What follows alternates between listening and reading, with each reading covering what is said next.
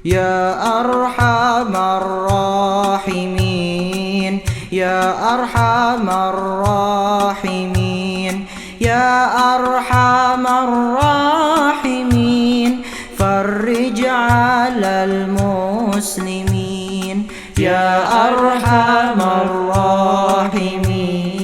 ألا يا الله بنظرة من العين الرحيمة تدوي كل ما به من أمراض سقيمة. ألا يا الله بنظرة من العين الرحيمة تدوي كل ما به من أمراض سقيمة. ألا يا الله بنظرة من العين الرحيمة تدوي كل ما به من أمراض سقيمة. اللهم صل وسلم وبارك عليه وعلى آله. Assalamualaikum warahmatullahi wabarakatuh. Alhamdulillahi rabbil alamin wa bihi nasta'in ala umuri dunya waddin. Wassalatu wassalamu ala sayyidina wa habibina wa syafi'ina wa maulana Muhammadin wa ala alihi wa sahbihi ajma'in, amma ba'du. Segala puji bagi Allah Subhanahu wa ta'ala yang telah memberikan nikmat kepada kita, sehingga alhamdulillah pada hari ini kita mendapatkan, alhamdulillah pada hari ini kita masih bisa bertemu di channel Ashab yang insya Allah mudah-mudahan bermanfaat untuk semua. Amin, amin ya rabbal alamin. Salawat serta salam semoga tercurah kepada junjungan kita Nabi mulia baginda Nabi besar Nabi Muhammad sallallahu alaihi wasallam beserta keluarganya, sahabatnya, juga pengikutnya yang setia sampai saat ini. Mudah-mudahan kita berdoa menjadi sebaik-baiknya umat, sebaik-baiknya pengikut baginda Nabi Muhammad sallallahu alaihi wasallam. Amin, amin ya rabbal alamin. Hadirin hadirat yang dimuliakan oleh Allah Subhanahu wa taala. Kita lanjut daripada tausiah yang kemarin, yaitu tentang manusia yang mulia, yaitu baginda Nabi besar Nabi Muhammad sallallahu alaihi wasallam. Dan hari ini izinkan Al-Fakir untuk membawa tentang masa kecil baginda Nabi Muhammad sallallahu alaihi wasallam. Al-Fakir hari ini menjelaskan tentang masa kecil baginda Nabi Muhammad sallallahu alaihi wasallam. Hadirin dan hadirat, bahwasanya sudah menjadi tradisi di Arab pada saat itu, yaitu anak-anaknya diasuh daripada perempuan-perempuan yang ada di pedalaman. Yang ada di pedalaman untuk apa pada saat itu? Orang-orang mencari agar anaknya diasuh oleh orang-orang di pedalaman, agar anak-anaknya disusui orang-orang pedalaman. Jawabannya adalah agar anak-anak tersebut tumbuh sehat karena lingkungannya sangatlah bersih, agar menghindari dari wabah penyakit yang ada di perkotaan. Dan juga agar dari sejak kecil sudah dibiasakan bahasa Arab yang fasih dan tumbuh menjadi anak yang fasih dalam bahasa Arab yang sejak kecil. Hadirin hadirat yang dimuliakan oleh Allah Subhanahu wa taala. Sayyidina Abdul Muthalib, kakek baginda Nabi Muhammad sallallahu alaihi wasallam, mencari perempuan yang ingin daripada mengasuh cucunya tersebut, yaitu baginda Nabi Muhammad SAW kecil pada saat itu. Lalu memang pada saat itu perempuan-perempuan tersebut mencari atau menerima jasa tersebut jika diberikan upah yang memadai selama untuk mengasuh 2 tahun daripada anak-anak yang ada di kota Mekah pada saat itu. Nah, ini dia hadirin hadirat yang dimuliakan Allah Subhanahu wa taala. Banyak sekali perempuan-perempuan yang tidak ingin, apalagi baginda Nabi Muhammad SAW statusnya adalah anak yatim, ditinggal oleh seorang ayahnya, yaitu Sayyidina Abdullah, yaitu ayahnya. Dan ada salah satu perempuan, yaitu yang bernama Halimah binti Abu Du'aib, atau dari Bani Sa'ad, yang sering dikenal dengan Halimah As-Sa'diyah karena dari Bani Sa'ad. Sedih karena pada saat itu melihat teman-temannya sudah membawa bayi, sedangkan dia belum membawa bayi sama sekali.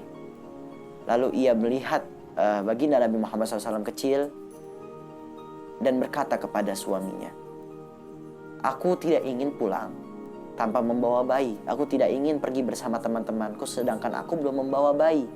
Izinkan aku untuk membawa anak tersebut untuk aku bawa juga," kata Sayyidatuna Halimah Sa'diyah. Lalu apa kata suaminya? "Baiklah, semoga dengan ini Tuhan akan memberikan keberkahan untuk kita." Ini dituliskan dalam Hayatul Muhammad halaman 50. Nah, hadirin hadirat yang dimuliakan oleh Allah Subhanahu wa taala. Nah, ini dia. Setelah itu, baginda Nabi Muhammad sallallahu alaihi wasallam diasuh oleh Halimah As-Sa'diyah dan benar membawa keberkahan kepada keluarga Halimah As-Sa'diyah, Sayyidatuna Halimah As-Sa'diyah, dan juga suaminya yaitu Harits ibn Abdul Uzza atau dikenal dengan Abu Kabsyah pada saat itu. Membawa berkah, kambing-kambingnya menjadi gemuk-gemuk, susunya bertambah, dan ini Masya Allah luar biasa. Baginda Nabi Muhammad SAW membawa berkah kepada semuanya.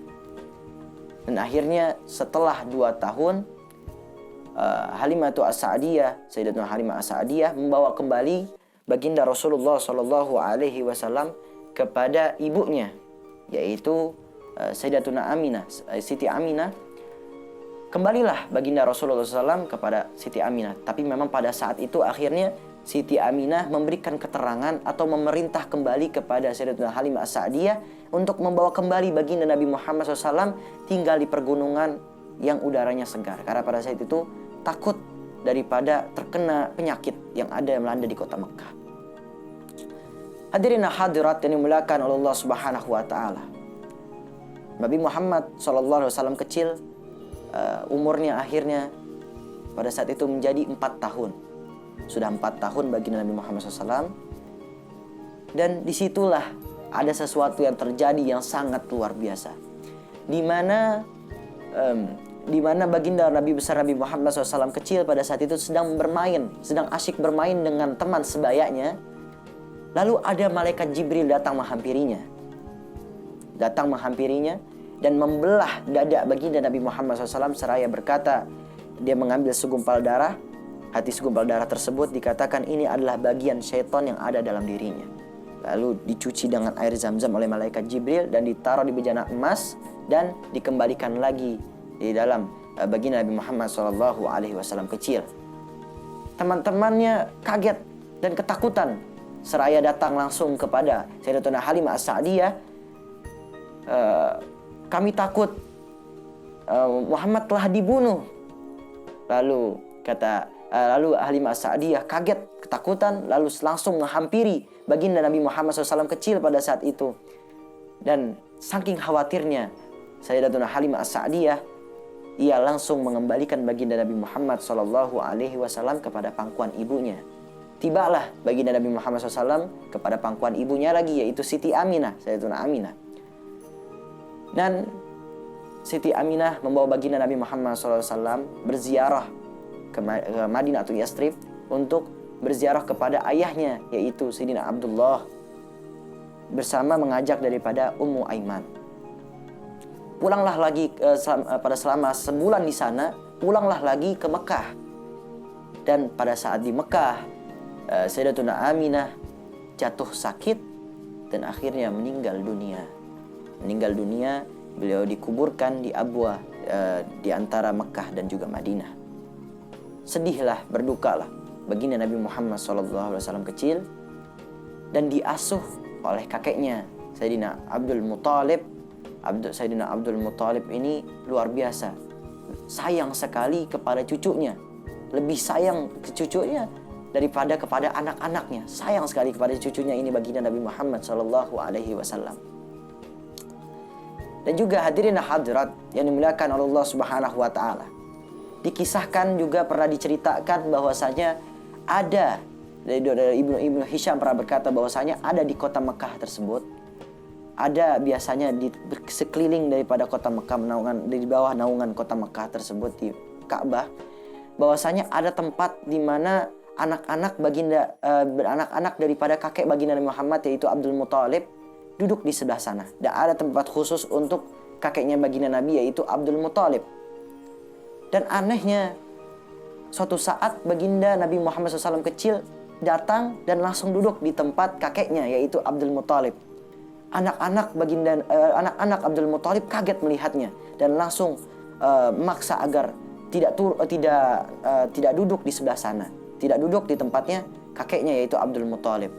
Lalu Abdul Muthalib mendengar kabar tersebut, bilang kepada anak-anaknya, biarkanlah dia tetap di situ, bahwasanya aku tahu dialah yang istimewa.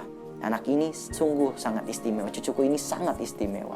Masya Allah, sejak kecil baginda Nabi Muhammad SAW penuh dengan keindahan. Baginda Nabi Muhammad SAW penuh dengan kemuliaan. Baginda Nabi Muhammad SAW sangat diberi oleh Allah Subhanahu Wa Taala kekhususan, di mana berbeda dengan yang lainnya. Baginda Nabi Muhammad SAW sungguh dari lahirnya saja sudah sangat luar biasa. Allah sudah memberikan kekhususan pada dirinya, berbeda dengan yang lainnya. Sungguh ada suri tauladan di dalam dirinya dari sejak kecil. Inilah baginda Nabi besar Nabi Muhammad SAW. Lalu ada juga daripada tadi belahan dada pada saat 4 tahun baginda Nabi Muhammad SAW. Di belahan dada tersebut juga diceritakan apa buktinya. Nah ini dia. Sampai ada yang menceritakan, yaitu dari Muslim, dari Anas radhiyallahu an, bahwasanya dia pernah melihat bahwa dari Anas bahwasanya dia pernah melihat ada bekas belahan di dalam dada baginda Nabi Muhammad sallallahu alaihi wasallam. Nah inilah bukti-bukti bahwasanya baginda Nabi Muhammad sallallahu alaihi wasallam memang sudah suci dari pada saat kecil, sudah disucikan. Allah Subhanahu wa taala memberikan khusus kepada beliau. Alhamdulillah kita sudah menceritakan tentang masa kecil baginda Nabi Muhammad SAW. Kita akan bertemu kembali di besok hari dan akan menceritakan tentang bagaimana baginda Rasulullah SAW, masa muda baginda Rasulullah SAW, dan itu akan menjadi inspirasi untuk kita semua, anak-anak muda yang ada pada zaman ini. Mudah-mudahan Allah Subhanahu wa taala memberikan keberkahan kepada kita semua.